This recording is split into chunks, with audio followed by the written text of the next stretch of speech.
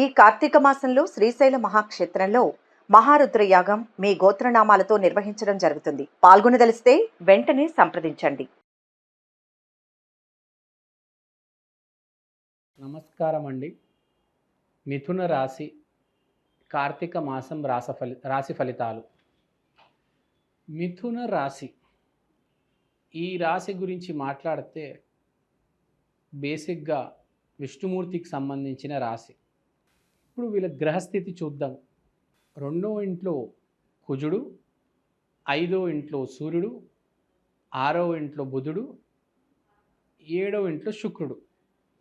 So బేసిక్గా ఇప్పుడు మనం దీని గురించి, ఈ గ్రహ పరిస్థితి గురించి మాట్లాడదాం. 2వ ఇంట్లో కుజుడు ఉన్నాడు. కుజుడు పరిస్థితి బాలేదు. అంటే ఏంటి? డబ్బు విషయం దగ్గర ప్రాబ్లం వస్తుంది. వ్యాపారం చేసే వాళ్ళకి ఆర్థిక లావాదేవీలు సరిగ్గా ఉండవు. మనీ రొటేషన్ అనేది సరిగ్గా జరగదు. అంత ఈజీ కాదు ఈసారి మిథున రాశి వాళ్ళకి. తర్వాత 5వ ఇంట్లో సూర్యుడు, అది కూడా సూర్యుడు అస్తమించున్నాడు. అంటే మానసిక శాంతి ఉండదు, అంతే కదా. వ్యాపారం నిలకడ లేనప్పుడు మనశ్శాంతి ఎలా ఉంటుంది? ఉండదు కదా. Simple logic. సో నిజంగా చెప్పాలంటే ఫ్రాంక్గా మాట్లాడుకుందాము, పరిస్థితి బాగాలేదు అంతగా. మెయిన్గా వ్యాపారం చేసే వాళ్ళకి, జాబ్ చేసే వాళ్ళకి బాగుంటుంది, ఏమీ ప్రాబ్లం లేదు. యాజ్ యూజువల్ రొటీన్ కామన్గా ప్రతి నెల శాలరీ వచ్చేస్తూ ఉంటుంది. సో వ్యాపారం చేసుకునే వాళ్ళు మాత్రం పరిహారాలు చేసుకోవాలండి. ఏం చేస్తే మీకు వ్యాపారంలో ఈ మనీ ఫ్లో అనేది ఈ కరెక్ట్గా ఉంటుంది, జాగ్రత్తగా ఉంటుంది, ఏ లాస్ రాకుండా ముందుకెళ్ళిపోతుంది మీ వ్యాపారం అనేది చూద్దాము. నేను చివరిలో చెప్తాను ఏ రెమెడీస్ చేసుకోవాలి. తర్వాత ఈ విదేశీ యాత్రలు చాలామంది చేద్దామని, ఈ students MS in US, Australia, London వెళ్దామనుకుంటున్నారు. వీళ్ళకి ఒక రకంగా మంచి సమయమే. వీళ్ళు short journeys and long journeys వీళ్ళకి కలిసి వస్తాయి, సక్సెస్ఫుల్గా జరుగుతాయి. So no need to worry, but you concentrate on the interview.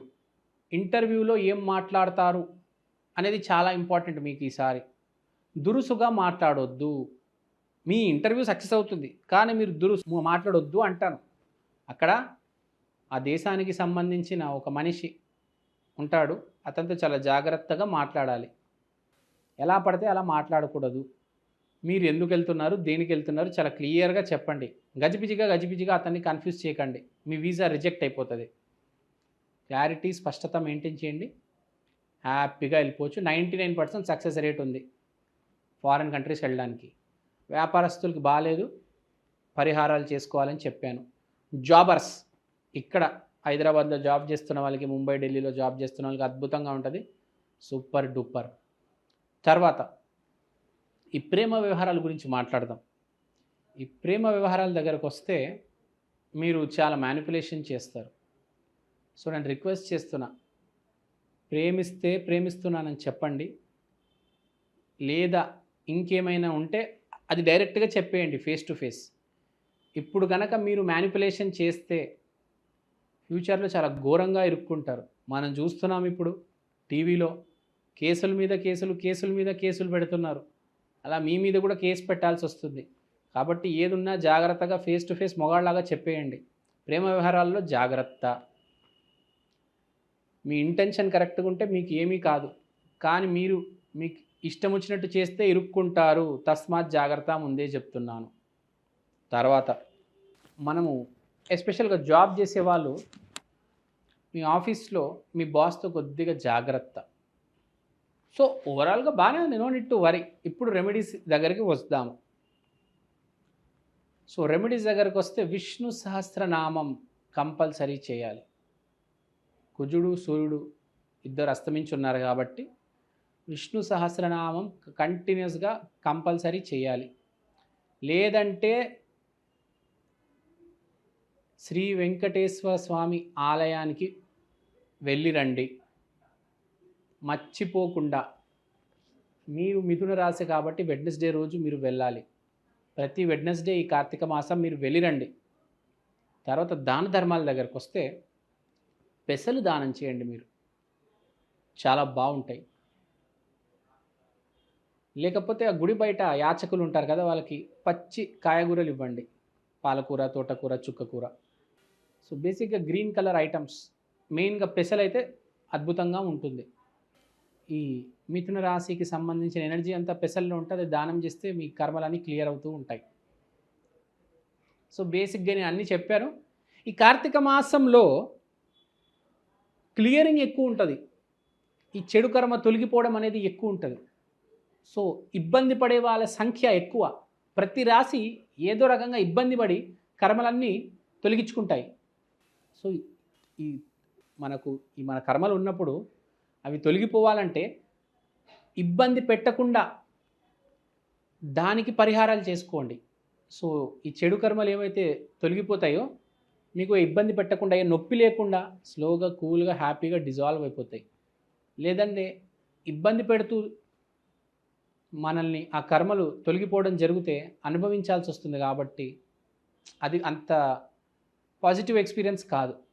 So మనం ఏదైనా చెడు జరిగినా కూడా జాగ్రత్తగా, మెల్లిగా, నెమ్మదిగా, కూల్గా, స్టెప్ బై స్టెప్ జరుగుతూనే బాగుంటుంది. ఒకటేసారి అకస్మాత్తుగా ధనం ఒకటే రోజులో ఒక 10 లక్షలు వెళ్ళిపోతే పిచ్చోడైపోతాడు మనిషి కదా. స్లోగా ఏదైనా జరగాలి. సక్సెస్ అయినా ఫెయిల్యూర్ అయినా స్లోగా వస్తే బాగుంటుంది. అకస్మాత్తుగా వస్తే అమ్మో తట్టుకోవడం మనిషి వల్ల అయితే కాదురా నాయన. సో పరిహారాలు చేసుకోండి. చూసుకుంటే ఏదో రకంగా మిథున రాశి వాళ్ళు కొంచెం జాగ్రత్తగా ఉండండి, పరిహారాలు చేసుకోండి, అంతా బాగుంటుంది. సర్వే జన సుఖినో భవంతు. ఓం నమ శివాయ, ఓం నమో వెంకటేశాయ. నమస్కారం అండి. కార్తీక మాసం రాశి ఫలితాలకు స్వాగతం.